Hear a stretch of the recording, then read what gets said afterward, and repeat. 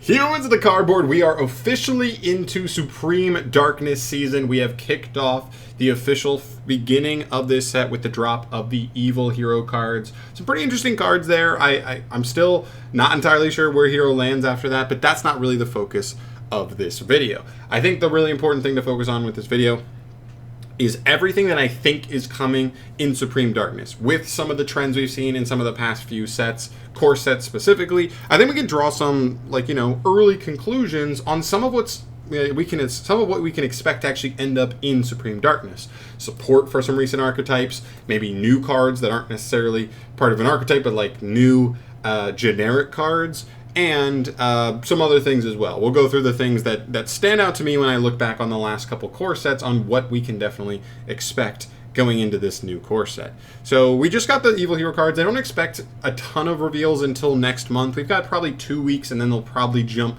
further into reveals. Although it is kind of early, we could see something in the next couple weeks, but I don't expect a ton.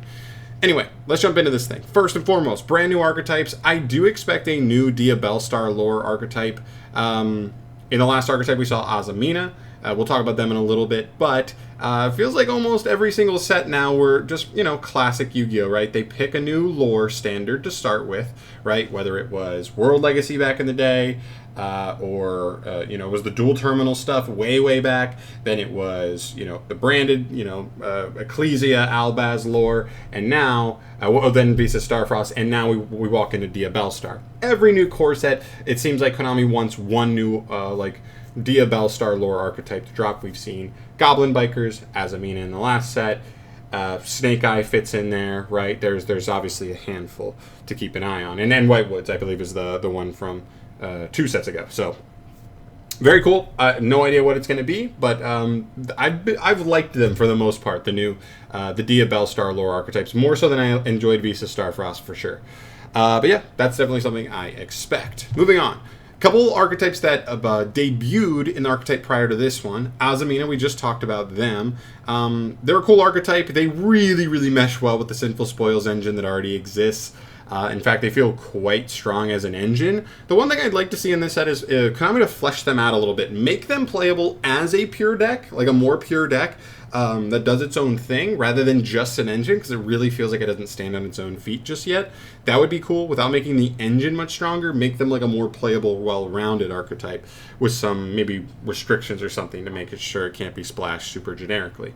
That'd be really cool. But good start so far. Excited to see what they get in this set. Next up, Primordial. This is a really cool archetype in my opinion. This is the most hype from Rage of the Abyss as far as new archetypes go.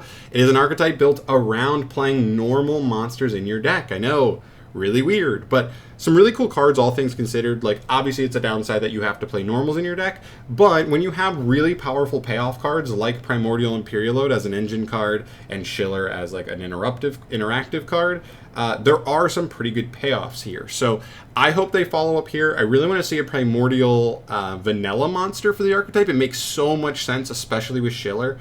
And maybe even another card or two to like really help round out the archetype and maybe even make something like Phantasm Spiral Primordial even better. I'd really like to see that. Really excited for this one. Really hope they follow up with a good wave. Next up, Metal Morph. This is a weird one, right? Because this is the one that I think has the least chance of getting support, although I hope they still get it. I think this archetype is interesting, but it's very slow. It's very trap-based. The engine doesn't really do anything until the next turn. But I do think there's a chance it's already splashed into like Dragon Link players have already messed around with and other maybe Dragon decks. But it's interesting. I think they have a lot of consistency. They have a lot of like get the engine online cards. I just want to see them give them a little more. Maybe raise the ceiling a little bit. Maybe raise the splash ability with a specific archetype if Konami wants to lock in on that. Maybe like that could be cool. But I would like to see something decent here follow-up wise for Metal Morph. And I think it makes sense because this wasn't really an archetype prior to this, so I wouldn't call this legacy support. Feels like this is like the debut of a full-on archetype, but we'll see what they do there. All right, now into some other legacy support, not necessarily archetypes debuting, but just other stuff. Sharks. This one I'm very excited for. I think this one is very important to note, okay? So looking back about 3 or 4 core sets ago, Konami started doing this trend where after they gave a new core set and it had a cover support, I think the oldest one I can track back to is Yubel. is the Yubel core set. The following set, they got 2 more cards in it, and they were bangers, right? The Nightmare Throne and the Squirmer, and they also got Phantom of Yubel in another side set, right? Go to the next core set. You get Shining Sarcophagus. Now, their follow support wasn't as good, but again, they got 2 more cards the next core set and another card in a side set. Go to the next set. Infinite Forbidden with your Millennium cards. In Rage of the Abyss, they got 1 more card. Now, that card's decent. It's solid. It's good for the archetype. And so we've seen the full array of what they could be. Now, what we have seen is consistency in terms of those archetypes are getting the support. So I do expect Shark cards here 100%. Whether it's 1 or 2 cards, I don't know. The other thing I don't know is we've seen bad follow-up support, solid follow-up support with the Millennium cards, and banging follow-up support with the Yubel stuff. It's up to Konami to decide how good they want to make it, but I do believe there's going to be at least 1 or 2 cards in this core set for Sharks. I'm already excited for Sharks, so I'm really happy. I'm really excited to see what their next wave ends up being, and I hope they just do a good job with it. We'll see. Next up, White Forest. This is just one of those classic ones where new archetype 2 core sets ago. They got their first wave of, their next wave of support in the next core set with Rage of the Abyss with 1 more spell card. Nothing crazy. Very, very, okay. Not a bad card. They might mess around with this card, kind of support, but not a crazy wave. And I think they might get 1 more wave here. This is not a guarantee because we've seen Konami do 1 more core set with a small wave of support for an archetype and then leave it alone for a couple years. That's totally possible, but I do think because it's a Dia Bellstar archetype that they'll probably get at least 1 more core set of a new card for them. Because that's, I believe, what we saw with Snake Eye, and we're definitely, I think there's a good chance we see that here. Same thing with Fiendsmith. Fiendsmith is Infinite Forbidden archetype. They get, was it 3 more? Did they get 3 more cards in Rage of the Abyss, or was it 2? I know they got a main deck monster, the Link 3, and was there a trap too? Can't remember. There might have been a trap there as well, but I can't remember off the top of my head. It's not that important. Anyway, that wave is actually interesting. I don't think it's not terrible. It's not amazing, which is probably good. That's probably the exact place they wanted to leave Fiendsmith support because of how crazy the engine seems in the TCG and the OCG so far. But I do think it's worth noting, new archetype, first wave of support, kind of okay, give and take, it's okay. There's a good chance there's 1 or 2 more Fiendsmith cards in this core set. Not guaranteed, but I think it's definitely something to keep an eye on. This one is very exciting. Deck Build Pack Crossover Breakers.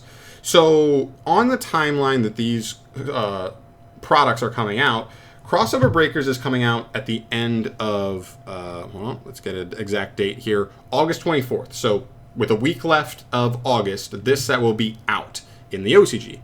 Supreme Darkness will not drop until October 26th. Over 2 months of a break. I think that's enough space for them to say, all right, cool, let's do the first little drop of Crossover Breaker support in this core set. I think there's a good chance there's 1 or 2 cards for each archetype. As far as the archetypes individually go, my favorite archetype so far is Ryzael. I also have a little bit of a like to Malice. Don't really care too much about the Apodracosis cards, but I do still think they have good potential. As far as Ryzael goes, I don't even know what I'd want, honestly. I honestly don't even know what to give them. They could give them anything. Just give them a nice card. I don't even care what it does. Just make it a playable one, right? Malice, there's 2 big things that I'd want to see for Malice. I think the first thing is 1 or 2 more main deck monsters that still have that banishing clause. Just because it feels like they don't have enough right now. You kind of want to play Allure, but you don't feel like there's enough targets yet in the deck. The Cheshire Cat that draws by banishing another Malice in hand. Again, don't feel like there's enough targets to make that card a full-on 3 of, but with 1 or 2 more main deck monsters, that could be the case. And another spell. They have a Link 3 that searches a spell in the archetype. There's only 1 spell, and if you open that spell, then searching it off the Link 3 feels pretty useless, right? So 1 more playable spell for them would be cool. That's what I'd like to see for them. And Apodracosis is such an all-over-the-place archetype. I don't even know what I want to see for them as a follow-up card. Something nice. I don't even know. Maybe another pendulum to be a dark dragon pendulum to go alongside with the light dragon. That's the core of the archetype. But other than that, I honestly don't have a great idea. But that's definitely something that I could easily see happening is Crossover Breaker first, follow-up wave. Definitely, for sure. And then some 2 spicy things that are worth mentioning. Molcharmy, and some people will not be happy about this, but like, let's face it, guys, this has been 2 straight core sets with a Molcharmy hand trap in it. Infinite Forbidden, and now Rage of the Abyss. It's only gotten better, but it's only been 2 examples, so that's not necessarily a trend all the way. A lot of people have talked about, like, do we finally get a Molcharmy who, like, draws on when cards are banished, right? Because there's been stuff when stuff is summoned from deck and extra deck. There's been ones that's summoned from hand. Do we get one from, like, Grave and Banish, right? Really punish those graveyard and banish-based decks. Totally could. I could easily see that happening. I'm just noting the trend so far of, like, 2 Molcharmies in a row and 2 core sets. Doesn't seem like they're going to be stopping anytime soon necessarily, so I would not be surprised if a 3rd Molcharmy drops in this set. Basically same exact thing with Dominus Impulse. Dominus Purge and Infinite Forbidden, kinda okay. Dominus Impulse seems like a better version of it. Now, the only concern I would have with this one is that Dominus Purge says you can't activate, the fire, water, and dark monster effects for the rest of the duel after you use it. Impulse is the other 3. So they've kind of covered all the main attributes. Does that mean there's not going to be another Dominus? Not necessarily. They could technically just keep picking random combinations of attributes and keep making, like, powerful hand traps, but, like, also restricting you from half of the monster attributes, and go from there, and keep just messing around with the different combination of attributes. But I think it's still at least worth noting that is 2 Dominus hand traps in 2 back-to-back core sets. It's absolutely on the table that we get 1 more here in Supreme Darkness.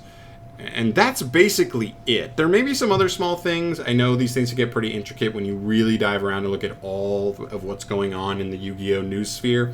Let me know your thoughts down below. Is there anything that you think I missed on, like, just as far as, like, something that's like, oh, it makes so much sense if this is in here?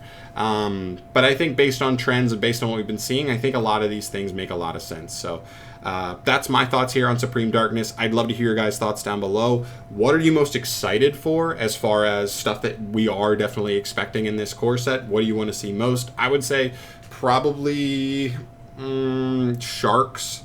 I mean, honestly, I'm already excited to play Sharks, Ryzeal, and Malice a little bit. So I'm kind of excited for all 3 to get another card, at least here.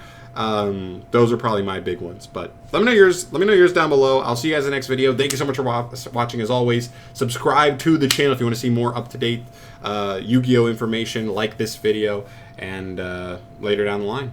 I'll see you in the next one. Peace.